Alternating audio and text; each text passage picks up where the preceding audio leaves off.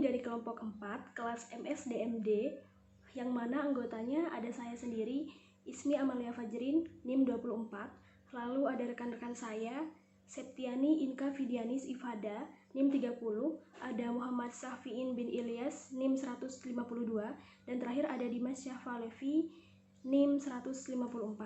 Pada kesempatan kali ini, kami akan membahas materi tentang desain dan analisis pekerjaan.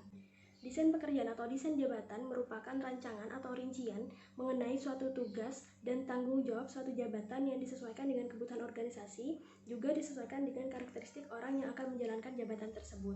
Nah, desain jabatan ini mencakup siapa yang akan melaksanakannya, cara pelaksanaannya bagaimana, kebutuhan dan perlengkapannya bagaimana, dan hasil apa yang diharapkan. Selanjutnya, elemen desain jabatan yang dibagi menjadi 3 elemen dasar, yang mana ketiganya sama-sama memberi pengaruh terhadap desain pekerjaan. 3 elemen dasar ini meliputi elemen organisasional yang harus diperhatikan di dalamnya ada pendekatan mekanistik yang menekankan pada efisiensi waktu, tenaga kerja, biaya tenaga kerja, dan latihan kerja karyawan. Lalu ada aliran kerja, berkaitan dengan urutan pekerjaan mulai dari penyediaan bahan baku hingga pada peninjauan produk jadi. Dengan adanya aliran pekerjaan ini diharapkan organisasi atau perusahaan bisa lebih menghindari pemborosan. Ada praktek kerja. Desain pekerjaan harus menentukan dengan tepat siapa orang yang akan mengerjakan pekerjaan tersebut karena setiap orang memiliki praktek kerja yang berbeda-beda. Ada orang yang cepat tanggap dan teliti, ada juga orang yang cepat tanggap namun kurang teliti.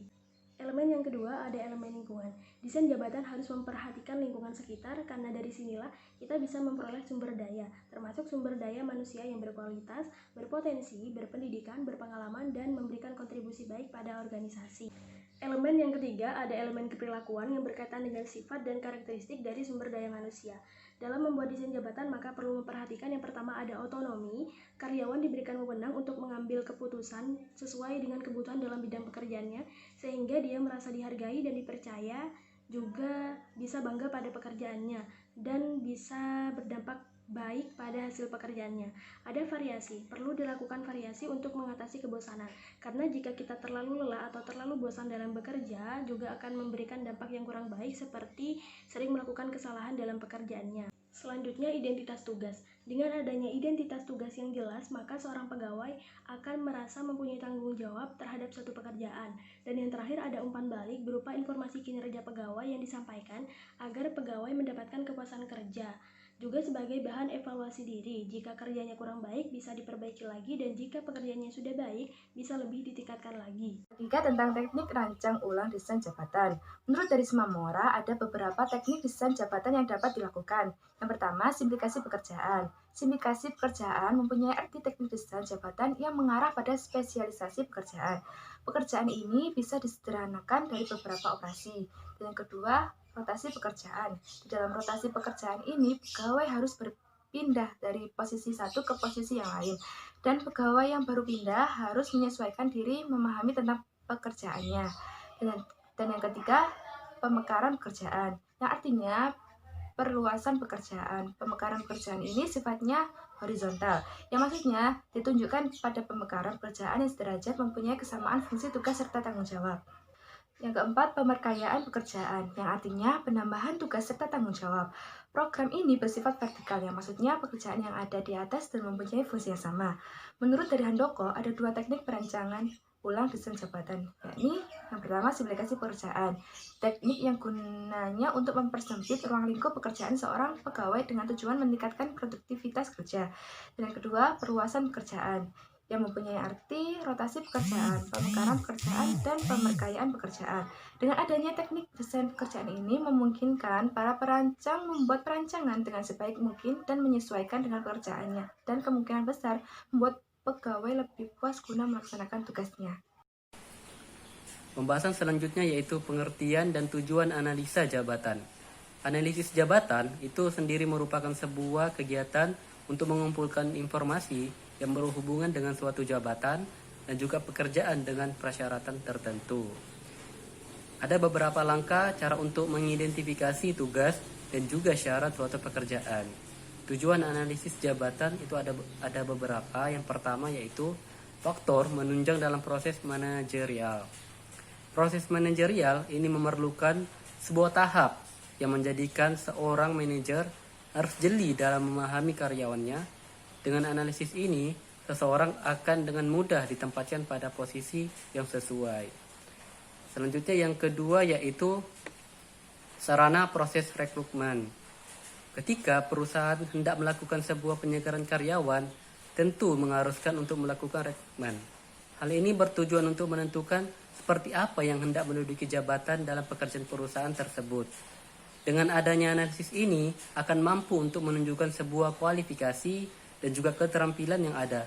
Bahkan tidak hanya itu saja, emosional seorang suatu keahlian pribadi dalam melakukan sebuah pekerjaan ini juga tampak ketika melakukan analisis ini. Tentunya perusahaan bisa mendapatkan seseorang yang tepat dalam mengisi posisi yang tersebut. Selanjutnya yang ketiga yaitu mengetahui kinerja karyawan. Kinerja seorang karyawan akan berimbas pada keefektifan kegiatan sebuah perusahaan. Dengan adanya analisis ini, perusahaan akan mampu untuk memeriksa apakah tujuan dan juga saran yang ada pada karyawan sudah tercapai. Hal tersebut biasanya dikarenakan job analisis membantu dalam menentukan standar suatu pekerjaan. Tentunya seluruh kinerja karyawan akan lebih mudah diukur dan juga dinilai sesuai dengan standar yang ada. Selanjutnya yang keempat yaitu adanya manajemen kompensasi. Sebuah analisis sangat penting untuk menentukan besarnya paket gaji seorang karyawan. Bahkan tidak hanya itu saja, besarnya tunjangan dan juga insentif sangat dipengaruhi dengan adanya analisis ini. Keadaan dan juga tanggung jawab dalam mengemban tugas bisa dapat dilihat dengan mudah menggunakan analisis jabatan tersebut. Tentunya adanya hal tersebut akan memudahkan dan menentukan kompensasi yang harus diberikan oleh manajer sumber daya manusia kepada karyawannya. Selanjutnya yang kelima yaitu sarana pelatihan dan juga pengembangan karyawan. Dengan adanya job analysis ini bisa digunakan untuk menilai akan kebutuhan dan juga pengembangan seorang karyawan. Tidak hanya itu, karyawan dengan mudah untuk menentukan bagaimana pelatihan yang harus dilakukan untuk mengembangkan kinerja karyawan tersebut. Dari pelatihan yang tepat untuk diberikan kepada seorang karyawan tentunya akan mendapatkan sebuah hasil yang bisa disesuaikan dengan rencana perusahaan, tujuan yang ada terlebih dalam hal efisiennya suatu perusahaan. Yang terakhir yang keenam yaitu untuk meningkatkan produktivitas. Hal yang paling penting bagi perusahaan ketika menerapkan analisis jabatan ini yaitu kemampuan produktivitas yang meningkat. Hal ini tentunya berimbas pada pendapatan perusahaan itu sendiri. Ketika sebuah produktivitas perusahaan mampu berjalan dengan baik, kecil kemungkinan perusahaan tersebut mengalami kemunduran. Peluang perusahaan untuk berkembang justru lebih baik.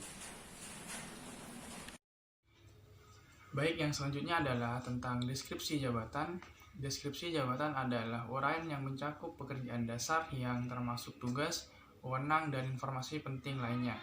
Tujuan dari deskripsi jabatan adalah 1. Mengumpulkan data pekerjaan yang berkaitan dengan jabatan. 2. Berkaitan dengan pandangan yang jelas mengenai jenis kandidat yang dibutuhkan. 3. Apa yang harus dilakukan jika terpilih menjadi kandidat. Yang selanjutnya adalah spesifikasi jabatan adalah pernyataan tertulis tentang kualifikasi pendidikan, tingkat pengalaman, kualitas khusus, keterampilan fisik, dan lain-lain. Tujuan spesifikasi jabatan ada beberapa. Yang pertama adalah membantu kandidat menguraikan apakah memenuhi syarat atau tidak. 2. Membantu memahami apabila kandidat telah memenuhi tingkat kualifikasi. Ketiga, memberikan informasi tentang rincian tanggung jawab. Dan yang terakhir adalah membantu menempatkan posisi yang tepat kepada kandidat. Baik, yang terakhir adalah kegunaan informasi analisa jabatan. Yang pertama adalah memecahkan sebuah masalah tentang kepegawaian. 2. Penempatan posisi tenaga kerja. 3. Sebagai sarana promosi jabatan. Dan yang terakhir adalah penambahan sebuah organisasi. Sekian, terima kasih. Wassalamualaikum warahmatullahi wabarakatuh.